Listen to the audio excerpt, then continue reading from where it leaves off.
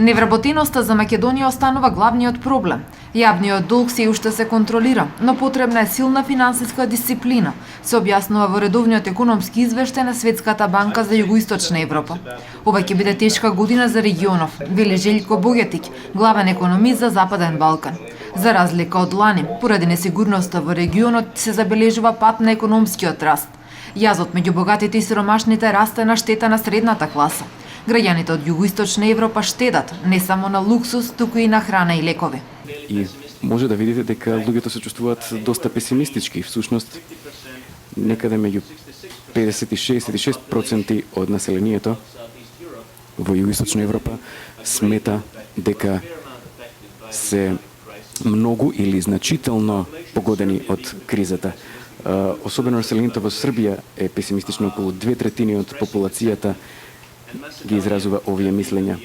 А Македонија е на другиот крај, иако не толку далеку. Значи во Македонија исказите се малку пооптимистични, значи не само што реалноста е тешка, туку и впечатоците и перцепциите на луѓето тоа го одразуваат. Од Светска банка објаснуваат дека сега економиите на земјите во регионот полесно ќе ги пребродат идните шокови, за разлика од пред 2,5 години кога започна кризата. Сепак инсистираат на внимателност. Сметаат дека Македонија сега може да се справи со евентуално прелевање од грчката криза, но појаснуваат дека неопходно е намалување на сиромаштијата и невработеноста. Македонија има едни од најлошите статистички податоци за невработеност во регионот. Зазрвувањето на растот во Македонија и во регионот во целина едноставно не е доволно голем за да ја намали значително оваа невработеност. Растот 2% не е доволен за да се намали оваа невработеност. Не треба растот 4, 5 или 6% за да видиме подобрување во стапката на невработеност.